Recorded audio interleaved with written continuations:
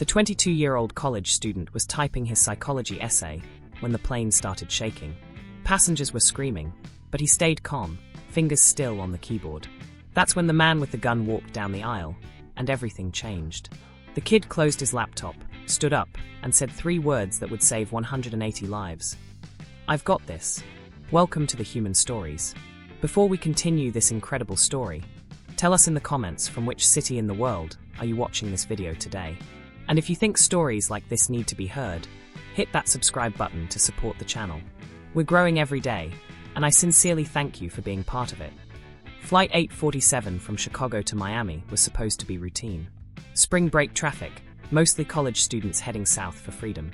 In seat 14C sat Marcus Chun, a 22-year-old psychology major at Northwestern University. To everyone around him, he looked exactly like what he was supposed to be, a tired college student with messy hair, wearing a wrinkled Northwestern hoodie, working on what appeared to be a last-minute assignment. His laptop screen showed a half-finished essay about cognitive behavioral therapy. The cursor blinked after an unfinished sentence about trauma responses. Marcus had been typing steadily for the past hour, occasionally pausing to sip his coffee or adjust his glasses. The passengers around him saw nothing unusual, just another student cramming before spring break. What they didn't see was the way Marcus's eyes occasionally swept the cabin, cataloging exits, noting passenger demographics, identifying potential threats with systematic precision. What they didn't notice was how he'd chosen his seat. Aisle access, clear sightlines, positioned to respond to threats from multiple directions. The flight attendant, Jennifer, had noticed the polite young man who'd said, "Thank you," when she'd brought him coffee, who'd helped an elderly passenger with her carry-on bag.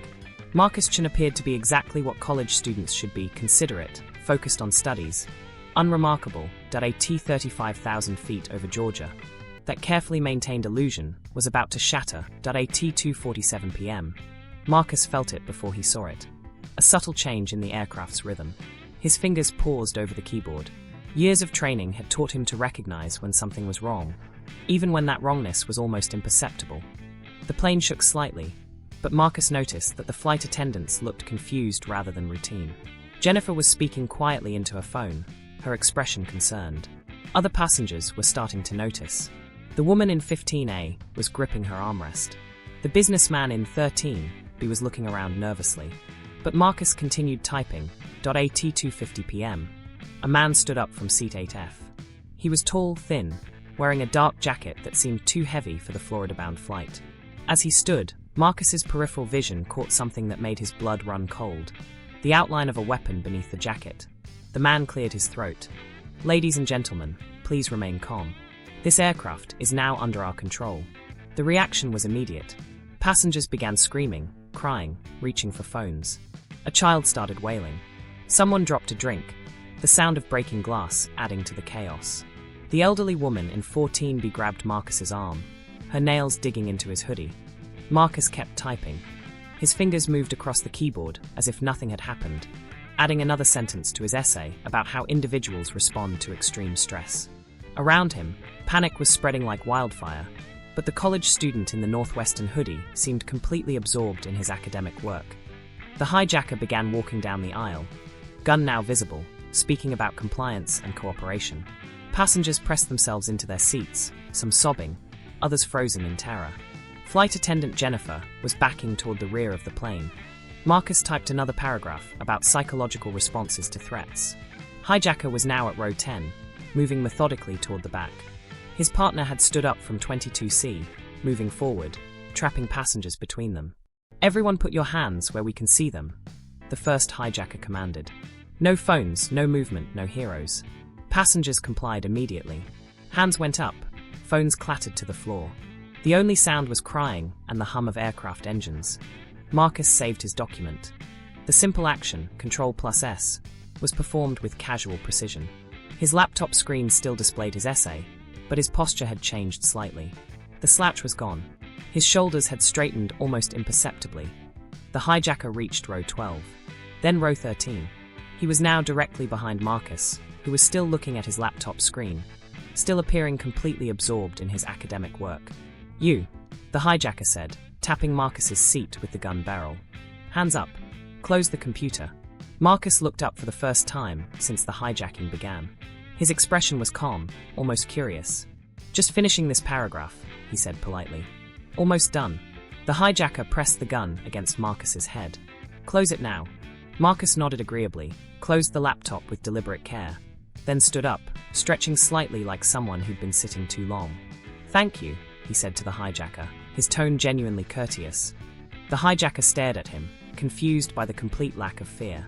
In his experience, people at gunpoint didn't say thank you. They begged, cried, or froze. "Sit down," the hijacker ordered. "Actually," Marcus said conversationally, "I think I'll stand for a bit. Been sitting too long, you know? Bad for circulation."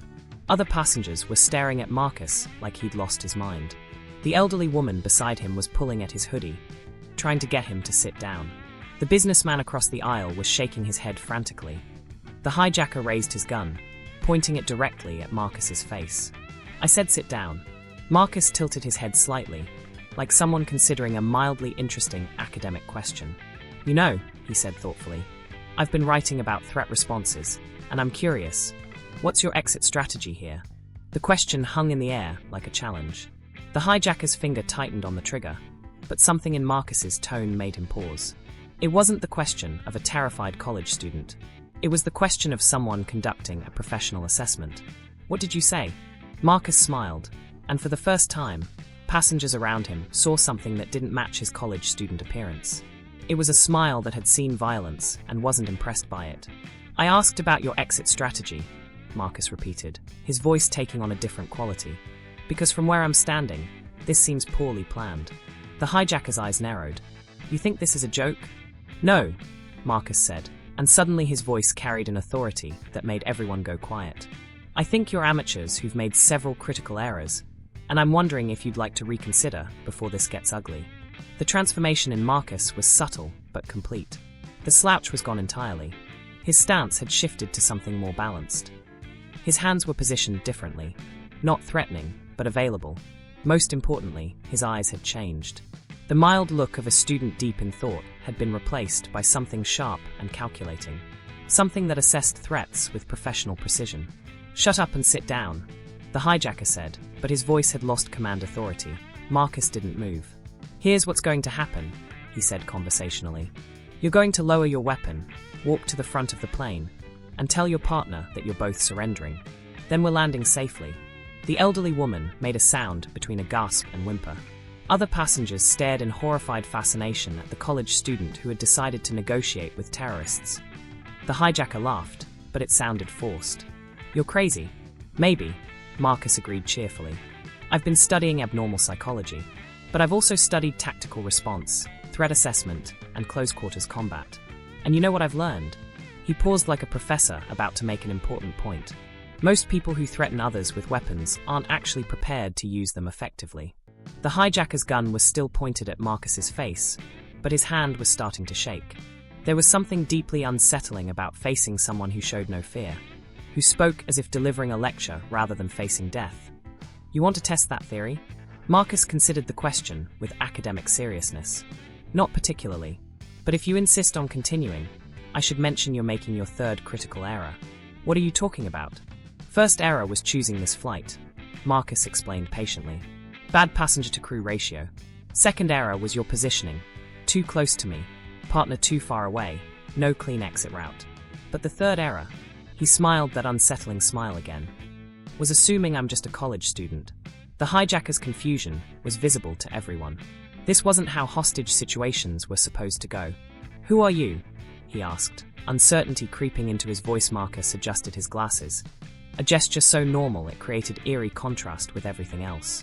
"I'm Marcus Chun, psychology major, Northwestern University. I'm 22 years old. I like coffee and long walks on the beach." He paused, his expression becoming serious. "I'm also a veteran of 2 tours in Afghanistan with the 75th Ranger Regiment, trained in counterterrorism operations, currently serving in the National Guard while completing my degree on the GI Bill." The words hit the hijacker like physical blows. Rangers were elite soldiers, specialists in direct action and counterterrorism. If this was true, he wasn't facing a victim. He was facing someone trained specifically to deal with people like him. "You're lying," the hijacker said, lacking conviction. Marcus shrugged. "Feel free to test that." But you might want to look around and notice your partner hasn't checked in for 5 minutes. The hijacker's eyes flicked toward the front of the plane. "Jake," he called out. "Jake, status report." No response. The hijacker's panic was becoming obvious. The gun was shaking visibly, sweat beading on his forehead. Marcus nodded approvingly. "Adrenaline response," he said helpfully. "Increased heart rate, muscle tension, decreased fine motor control. Classic fight-or-flight physiology." "Shut up," the hijacker snapped. "The thing about adrenaline," Marcus continued, "is that it's great for emergencies, but counterproductive for precision tasks.